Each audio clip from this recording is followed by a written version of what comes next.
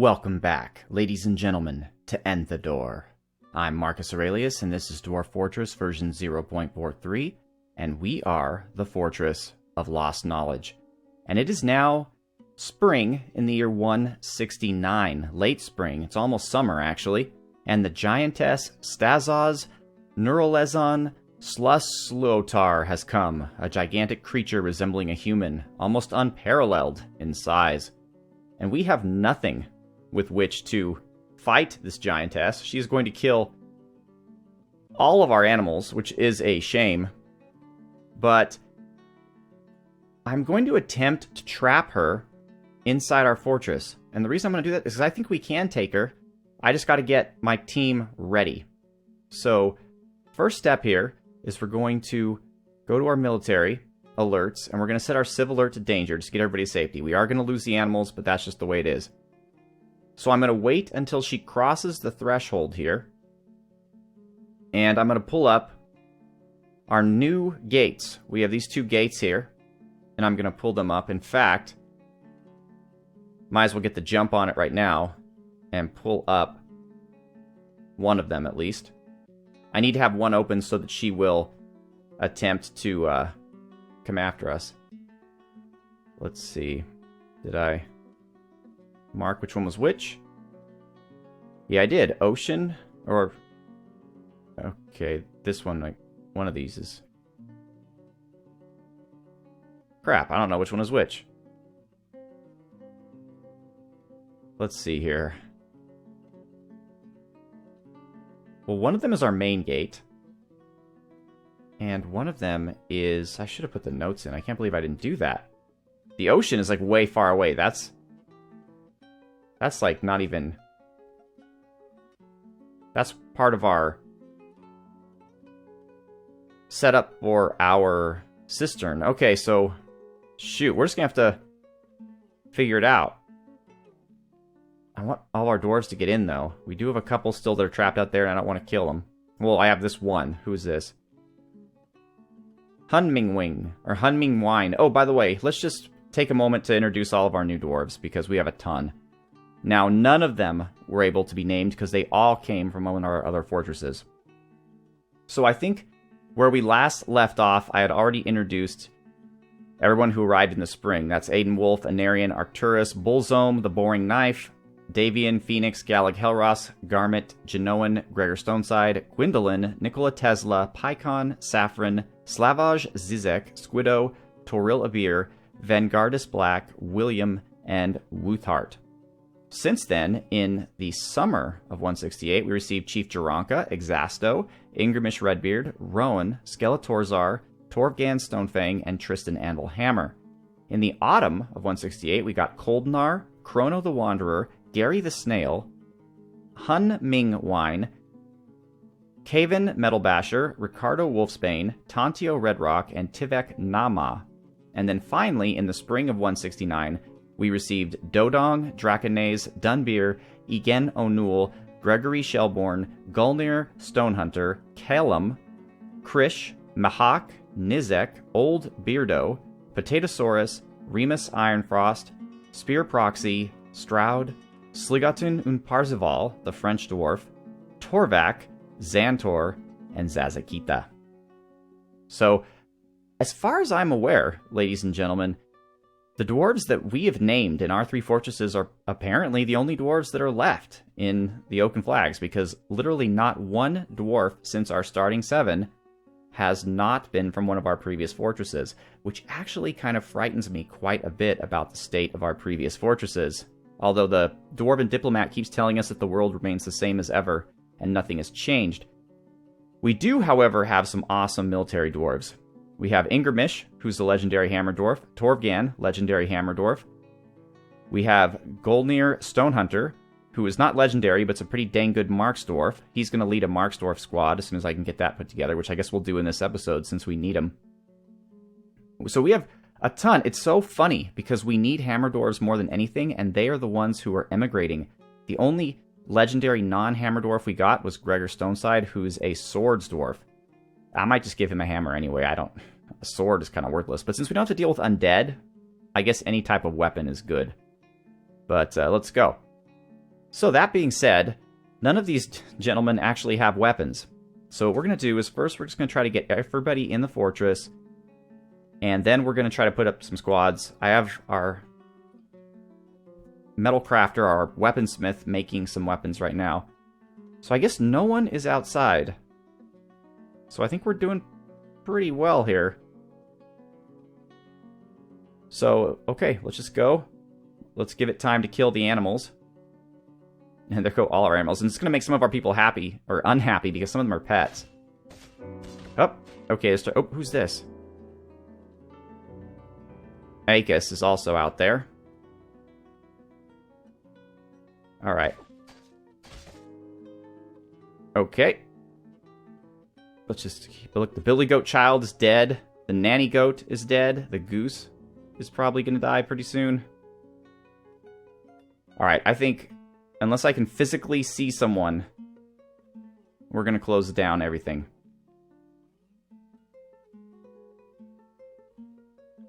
Alright. So it's great that I forgot to note which lever does what, but it is what it is. So we're just going to pull them all. Do task now, please. Do task now. And now. And hopefully that'll work. That would be nice. Okay, one's already up. I'd like the other one. Oh, okay, both are up. Alright, perfect. So we are secure. And apparently, a stray alpaca and a stray water buffalo managed to escape. As did Alath, a turkey hen, and Einod, a turkey gobbler. So wait, is the giant still out there terrorizing the other animals? Yep, there's our giant. Okay. Who's chasing after a duck, it looks like. Ushrir, a duck. Yeah. So the giant is going after Ushrir the duck. Oh well. And we're just going to leave those other animals in there. They're safe for now. But since I don't know which lever does what, I'm just going to leave them. But what I got to do right now is check out my emergency burrow and just make sure it has everything that I need here. Okay, kind of does. The barracks is... Let me explain the barracks to you while I'm here, just because that's fun. And we're not going to be profiling a dwarf, obviously, because we don't have any new ones. But I tried to make a very cool enemy's entrance that is in the spirit of this fortress, meaning it's humongous.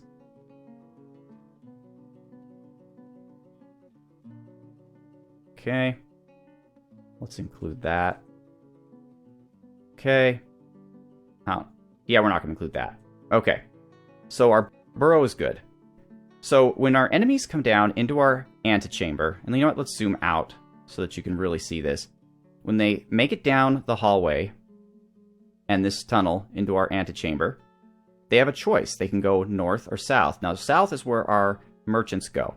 So normally, this one's going to be closed, and this one is going to be open. However, when danger strikes, we will close this one and open this one, which will lead our foes here, and then down here, into here, and this is a downward ramp. So they go down here, and this is a T-shaped room. The purpose of this room is twofold. One, it's long and windy, so it'll force our enemies to string themselves out a little bit. So they won't attack us in a clump, they'll attack us in a line. But two, it provides our Marksdwarves with a 360 vantage point. If a Marksdwarf is around here, they could shoot at them from any direction.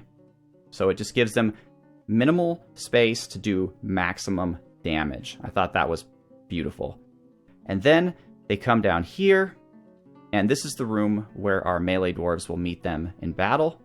This will be armor storage, weapon storage. These are our 4 barrackses, and this is our ammo storage, and this is the way up to where our Marksdwarves are. So the way I'm envisioning it is when we get some cool metals, I'm going to pave the floor with them, and this is going to look like essentially a cross on a shield. So this, what we'll do, like maybe copper flooring here and silver flooring in the middle. So it'll be like white on gold. I think that'll look pretty awesome. In fact, I might even dig out extra space here. The reason I kind of left some rock is because sometimes dwarves like to teleport through walls when they're in the barracks, and I think that might be dangerous, especially if they get here. Of course, they could potentially teleport through here. And I've seen them teleport far distances, so who knows what'll happen there. But anyway, that's how it's going to look from a distance, though, when we're all set and done. I want it to look really beautiful. I've also, as you can see here, done a lot of work in terms of getting our stockpiles good to go. So this is our wood corner. We have wood in each of these. Then we have 2 wood burners, a craftsdwarf's workshop, and a carpenter's workshop. Down here is our stone quarter. I haven't put stone here because we only have found 2 types of stone in mass so far, and I don't want to double it up, because then if we find a 3rd kind of stone, there'll be nowhere to put it. So right now we have slate and diorite. I also have a mixed stone stockpile here of both for our mechanic, because I really don't care what he makes mechanisms out of. Here's our uncut gem area and our gem cutter. This is our cloth and leather area here. And this is our, before we reach magma, this is our above the magma layer metal layer. So we have ore goes in this top one, metal bars go here, and charcoal goes in this little corner. Then we have a metalsmith and 2 smelters. And I'm doing everything without bins. I want it to be able to see everything. I think it looks really cool. So what's left is obviously I have to put my engraving and encrusting here. So that means another gem workshop and I don't know. We'll figure this out. I did put 2 craftsdwarf's workshops here to do stone crafts because this is where the stone is. So I'm really not sure what I'll do here. Maybe I'll just have this whole circle be devoted to just encrusting. And I'll put all the finished goods around, like in all 4 corners, and have just one in the middle doing the encrusting. Well, I should probably have cut gems. Maybe cut gems in half, finished goods in the other half, and then maybe 2 encrusters. Who knows? But that's what the purpose of this is. Up here, this is stone overflow. This will eventually be wood overflow. This is furniture. And I learned a cool trick about stockpiles, because I was worried about how stockpiles have to be square. But what's cool is a stockpile cannot be put over another stockpile. So what that means is now that I have these 2 circles full of stockpiles, I could do a stockpile that includes parts of these 2 circles, but it'll only be the parts that aren't already stockpiled. So that's a way that you can make weird shaped stockpiles, is you just make other stockpiles and then leave with only what's left, which I think is pretty cool. Other than that, I'm continuing to work on the dining hall. I've got the top floor completely smoothed and mined out. Now I just finished smoothing out the 2nd floor, so I have to channel this out now to get me down to the 3rd floor, or I should say one above the ground, and then once that's smooth, then I'll channel out the ground floor, and then the dining hall will be ready. I moved our meeting area down here to where we're eventually going to put our vault and artifacts. We have had a couple artifacts, actually. Let me show you. I gotta zoom in a bit, though. Okay, so we have, first of all, your controls, the problematic respect, a diorite toy boat. I think I already showed you this one.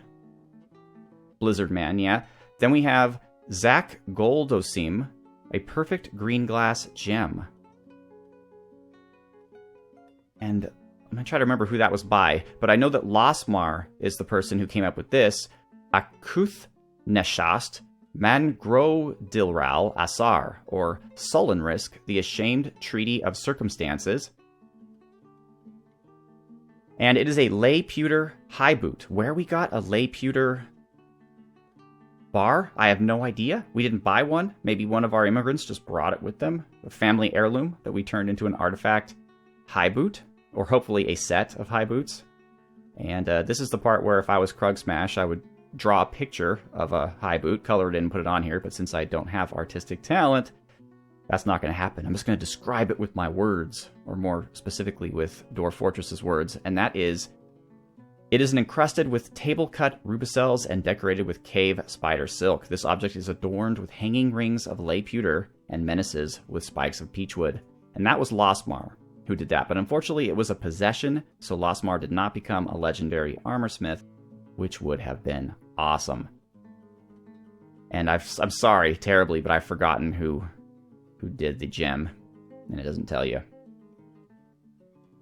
We're doing pretty well in food and drink. But we got to take care of this giant before the humans come. Although we can probably last long enough to see the dwarves in the fall. Our Hall of History is completely mined out, and also it has all the boulders and whatnot taken away from it. I have another year worth of designs here. Let's take a look at it. I guess that's K. This is a image of boxes and a bag by Saffron. This is an image of barrels by Saffron. Image of 2 haircut gems by Saffron. And an image of a toad by Saffron. So once again, for the second year in a row, our dwarves have engraved stupid things on our Hall of History. But that's my fault. It's because I'm not allowing legendary engravers to do it because we don't have any legendary engravers. I'm having everyone smooth because I need the smoothing done chop, chop, chop. And as a result, I can't wait for one person to get really good at it. As the years go on, perhaps we'll start seeing better stuff. And I could theoretically tell them what to engrave. So I could say, okay, let's engrave the founding of the fortress. And if I were cool, that's what I'll do. Maybe that's what I'm going to start doing in future years. I'll make notes on what's the most exciting thing. Like, for example, this year we have the giant. So maybe I'll remember and I'll have them engrave the giant. That's the really smart way to do it, but for the past 2 years, I really haven't done that. And then we have a jet statue of the good man Axac.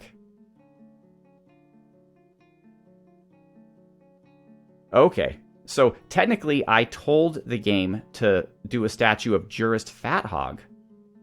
And he is included. It says he's with the good man Axac. So it's an image of the good man Axac and Jurist Fathog in jet. The good man Axac is embracing Jurist Fathog. The artwork relates to the marriage of Jurist Fathog and good man Axac. Okay, well, I mean, that's great that Jurist Fathog is on it, but I really wanted it to say Jurist Fathog when you looked at it. But now it says the good man Axac. So even though I asked it to be done for Jurist Fathog, the good man Axac is actually the centerpiece of the statue. So, well, I mean, I can't, there's no way I could fix that. I mean, I can do another statue and just keep doing them until I get one that I like, but then I'm going to have a whole bunch of random statues, and it's not like you can just recycle a statue. I guess I could Dwarven Atom Smash it. I'm not even sure if you can. Since it's a piece of furniture, it might break the bridge. Don't know. But anyway, you can see how things are kind of coming together. One thing I did cool here is I have a little walkway above the trading area, and I'm going to have a little ramp going down. The only reason there's only 2 ramps here instead of 3 is because I need to smooth this out first. I think if there's a 3rd ramp, you won't be able to smooth this out. And then it's going to go underneath the entrance here, and then come back up here, and I'll have another little workshop or storage room or office or something right here. And maybe I could have it go all the way around. I know it's kind of tight spaces here. It's not going to be as wide as this, and it'll ruin the symmetry a little bit. But you know what? I think a marriage of a little bit of symmetry and a little bit of just organicness is a good way to go. We can have a little walkway here that goes up. And that'll allow us also to build something else around here if we wanted to. Maybe our temple. Although I kind of had intended to put the temple up here to the northwest of the library. But okay, enough talk, Marcus. Let's try to kill this giant. So, what are we up to here? We've got 2 Warhammers anyway, and we've got 3 more to go. So let's just get everybody set up here. The armored columns, I'm going to disband. Are you sure you want to disband? I am very sure. Because what I'm going to do now is our good friend Jurist Fathog is going to be the militia commander.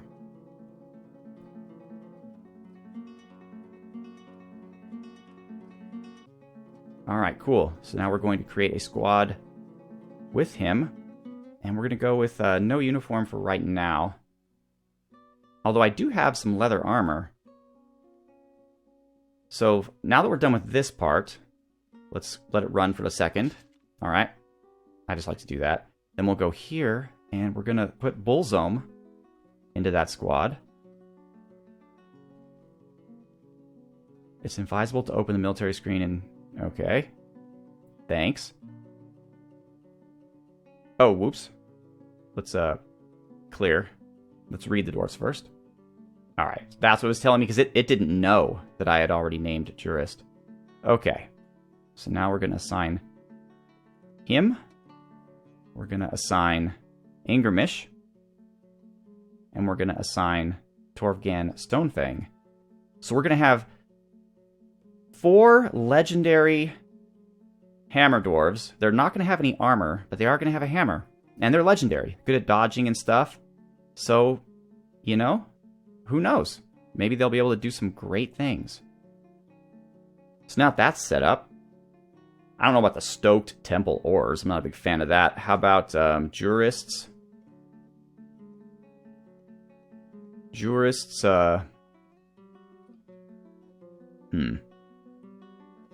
jammers. I don't know. You jam things with a hammer, right? It's the best I could do. My alliteration is normally pretty good, but there's not a lot you can do with J. Let's be honest. Alright, so equipment. We're going to go ahead and give Jurist armor. I did make leather armor, so that's going to have to be enough for right now. And I made 5 of them. So... Alright.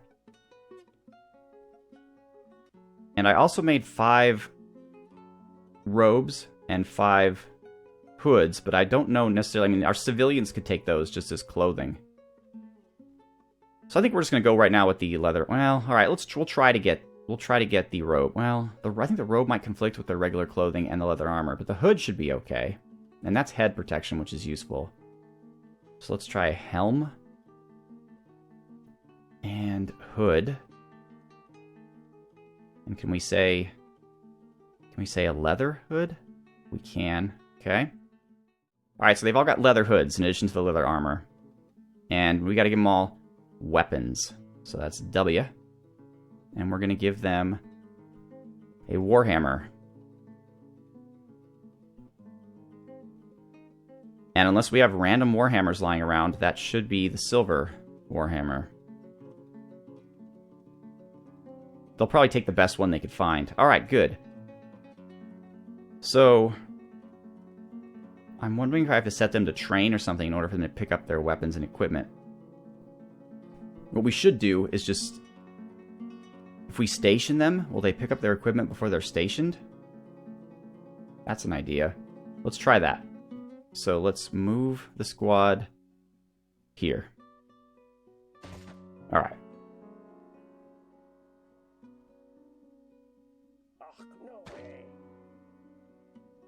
And we just lost a goose. Or... the stray goose has been found dead. Wait, found dead by whom? Nobody should be up there.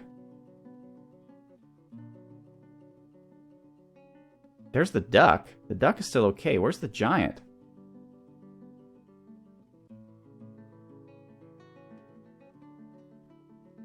Okay, the giant's over here. Is there a civvy out here that I missed? I don't see anyone. Who are you... Where are you going, giant? Let's follow you.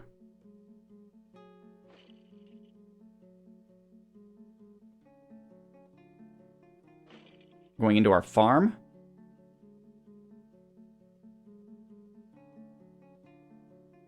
Oh, there you go. She's chasing after the duck. The duck is giving her a run for her money.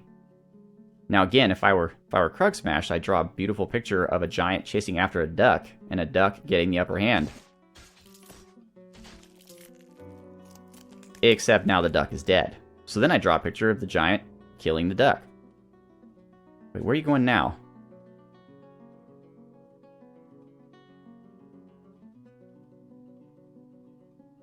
Alright, cool. So all the animals that were out here are gone. Let's see if the squad is ready to go.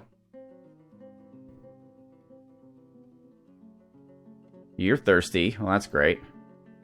I don't care about your thirst. I care about whether or not you're armed. You're legendary. So you should be better than this. You should be above your thirst. You're also a legendary something because you created an artifact. Let's look at your inventory. Elamable trousers. No. Giant peregrine falcon leather. Leather what?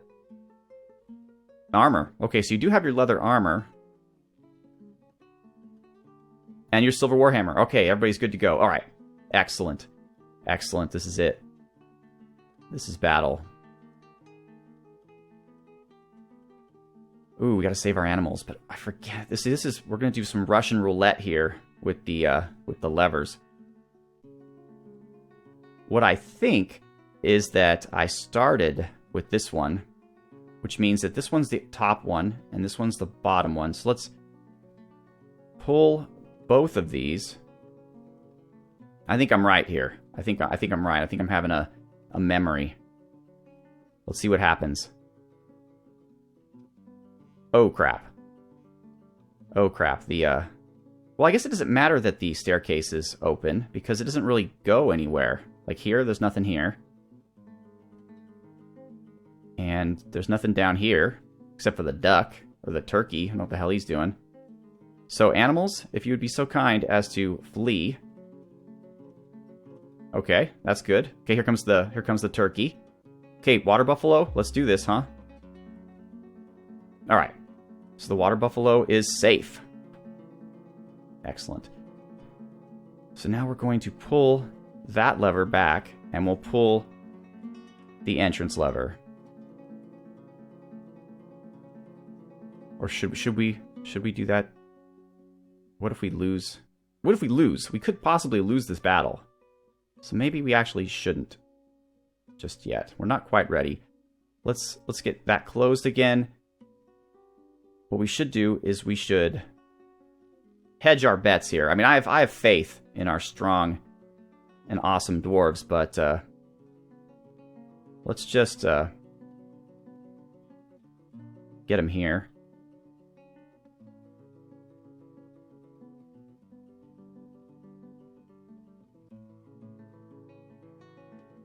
Leather armor. Leather armor versus a giant. But hey, they're legendary. They could dodge, they could pirouette. Uh-oh, what just happened? Yeah, I know. It's bad news for everyone, okay? Peacock and Cavi and whatever you are. Guys? Alright. There's Jurist. But I need your squad. Okay, there's the other guy. Alright, everyone's here. They're all thirsty, which is unfortunate. But, it is what it is. So let's pull this. Let's pull it now. And let's open up the other one. And here's where we see what our dwarves are made of.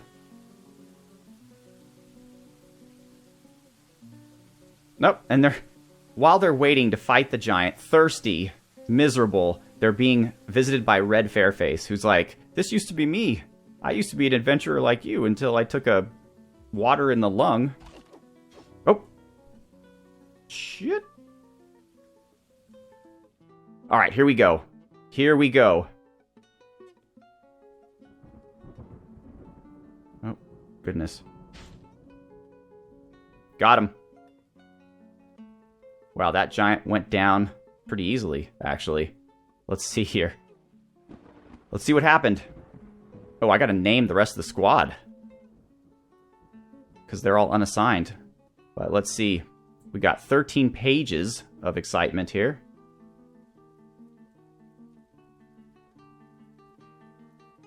Alright. So here's what happens. The giantess misses one of our military dwarves. The military dwarf bashes the giantess in the right hand with his silver warhammer, chipping the bone. The giantess misses again. The unassigned bashes the giantess in the left lower leg with his silver warhammer. The giantess charges. The giantess collides with the unassigned, and the unassigned is knocked over. Oh no! But then Jurist Fathog, militia commander, jumps in and bashes the giantess in the right lower leg with his silver warhammer, fracturing the bone. Giantess misses. The unassigned keeps bashing. The giantess screams out, "Can it all end so quickly? Begone fear." I'd be afraid too if I was being attacked by Jurist Fathog. Fathog scratches the giantess in the right eye, tearing the right eyelid's skin. He just jumps up. Little dwarf jumps up, grabs her eyelid, just pulls on it. Then an unassigned bashes the giantess in the lower body with his silver warhammer, bruising the muscle and bruising the spleen. Giantess keeps missing.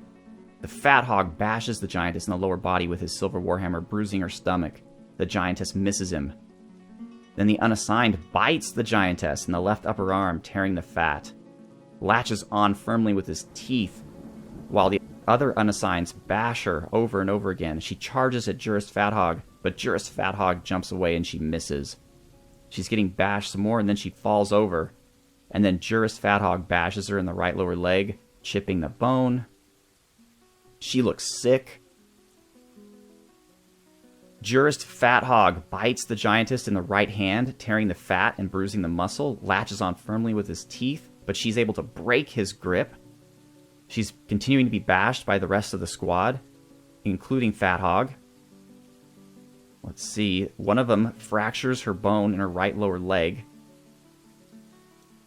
Let's see. Jurist Fat Hog bruises her guts, to which she replies, "I've been injured badly. I feel hopeless." So then she's bashed in the lower body, and her kidney is bruised. She misses Jurist Fat Hog. Jurist Fat Hog bashes her in the foot, fracturing the bone, while one of the other dwarves bites her in the head and latches on firmly. And then another one bashes her in the lower body, and her pancreas is bruised. Oh no, not the pancreas. And then another unassigned bites her in the head. Maybe it's the same one. And that bite, that bit her on the head with such power and ferocity that she was knocked unconscious. But the dwarf, even with her unconscious, did not relinquish the grip of his teeth on her head, but instead latched on firmly. So finally, how she goes down is one of our unassigned dwarves bashes her in the head with her silver warhammer, bruising the muscle, jamming the skull through the brain, and tearing the brain. Alright, I wish you guys had names, because I'd love to know who did that. Let's find out, actually. Let's find out. Our squad is still here. In fact, one of them is sleeping. Who's that? Imgrimish Redbeard decided now it's time to take a nap. And wouldn't you take a nap as well if you were the slayer of Stazos Control Hail, the famous Persuasion, the Giantess? 169. There you go. And prior to that, she had only killed 3 goblins, a Kawati. Oh, more goblins, 8 other goblins, trolls, and a beak dog. But this is the first semi-mega beast. And after all that work, after biting... Well, actually, no, she wasn't the one who bit him in the head. Gosh, I wish I knew which one did that. In fact, we can figure that out. We can figure that out, folks. If you're willing to... We're at 33 minutes, but if you're willing to wait a few minutes more, what we can do is we can go into Ingrimish here. And we can... No, I don't want to know about Ingrimish's clothes, General.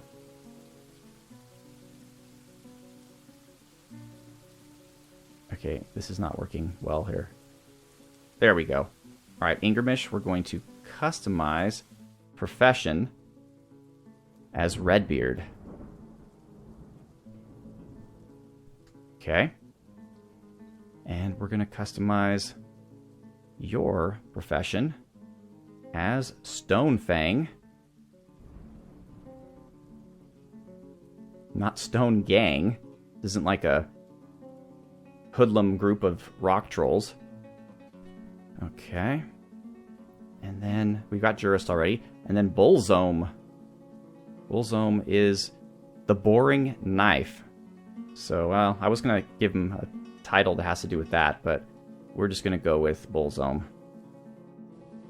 What the hell is that? Bullzome. Alright.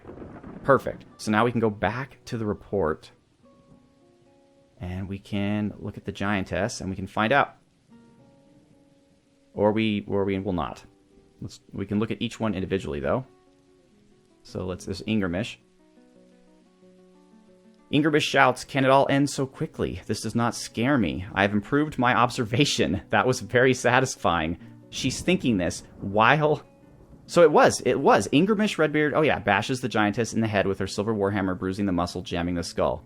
So after bashing this giant's head in, Ingrimish thinks, "Wow, I've improved my observation. I observed myself killing her." Alright, So it was either Bullzome or Torvgan who finished him off.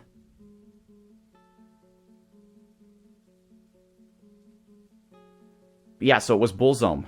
It was Bullzome who bit the giantess in the head. Bullzome bit the giantess in the head, tearing the fat, and Bullzome shakes the giantess around by the head, bruising the head skin. What a battle. What a battle, ladies and gentlemen. A round of applause for our 4 completely unarmored. Well, I guess they have leather armor and potentially leather hoods, but they just took on a giant all by themselves. Straight up combat. We saved a turkey, we saved a water buffalo, and we saved an alpaca or a llama. So, all in all, I'd say this is a good day at Lost Knowledge. And with that, ladies and gentlemen, I'm going to leave you. So once again, thank you very much for watching. I'm Marcus Aurelius. Have a good one.